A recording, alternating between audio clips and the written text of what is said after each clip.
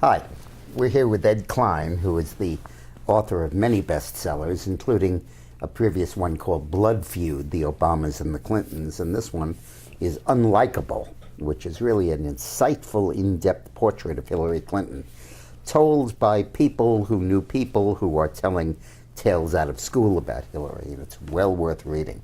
The most authentic biography of an inauthentic person that I've ever read.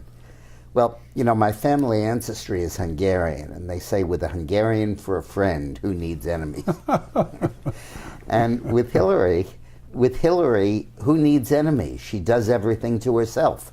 She gets herself involved in Whitewater. She gets herself involved in these in the commodities trading. She gets herself involved now in the email scandal. Who needs enemies? These are all self-inflicted wounds. Exactly. Why does she keep doing this to herself?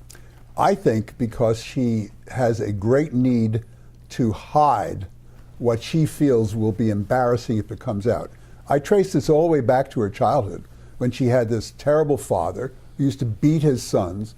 If she forgot to put the toothpaste cap back on the toothpaste, the father would throw it into the snow and make her go out and pick it up. I mean, he was a real sadistic character. This morning, right after I brushed my teeth, I put the cap back on thinking of that story. It's a hell of a story, and it indicates that when she went out into the world, she tried to cover up this dysfunctional family.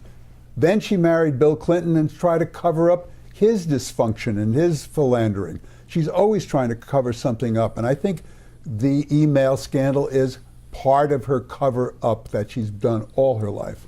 But the question I have is whether the cover-up relates to externalities or internalities. Is it that she wants to cover up her family problems or her relationship with her husband, or is it that she wants to cover up who she is? I came to the conclusion, Eileen and I came to the conclusion, that Hillary believes that if we all really, really, really knew her, we'd never vote for her. I couldn't agree more. I think you're absolutely correct. And you know, there's a story about when she was in the White House as First Lady, you'd know this, she tried to take the White House press corps and move them out of the White House into the adjoining executive office building. Right. She created a whole phone system that circumvented the switchboard, right? Yeah. She's always doing this. I mean, this is not something new. You know, when I read the first Hillary book, Make Living History, there was a passage that really taught me this. She was recounting the 1982 campaign for governor after Bill had been defeated and he was coming back.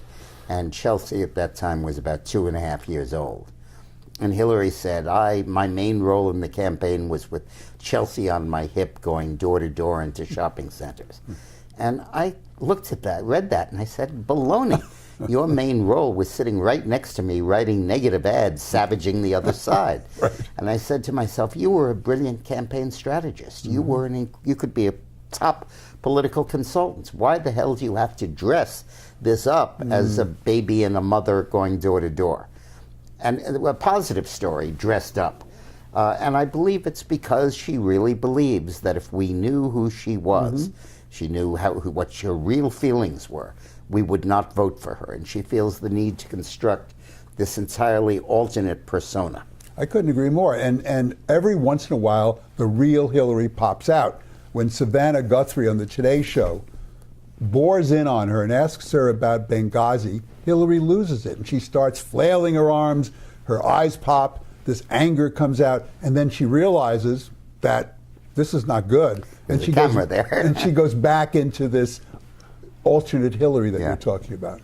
And the alternate Hillary covers up not just her sins, but her ambition, her ruthlessness, her willingness to change positions as necessary, her reincarnations that really rival the new Nixons we kept hearing about. That's right. Well, she's very much like Nixon in many regards, isn't she? I mean, this feeling that she's surrounded by enemies, that she has an enemies list, which she actually does, as you know, that they're out to get the Clintons, never, ever saying, that she is responsible for her own behavior. Particularly in this email scandal, where she did this whole thing to herself. That's Absolutely none of it had to happen. Exactly. Now, I wanted to ask you, do you think that the email scandal was based on a generic desire to cover up, or do you think it was a specific subset of the sort of RICO-like decision she and Bill made when she became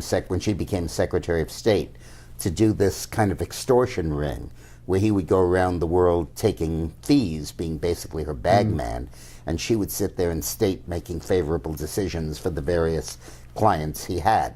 Do you think it was to cover up those specific transactions, or do you think it was a more generic motivation? I think it was both.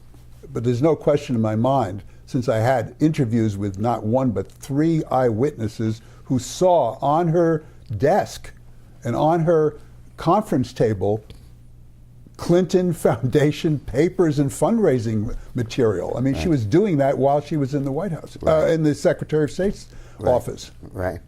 Just incredible, an incredibly fascinating woman, and tormented, tortured, and in unbelievable pain, I believe. I agree. Thank you, Ed. Thanks so much. In our next episode, we'll talk about Bill Clinton and whether he really wants Hillary to be president or not. Stick around.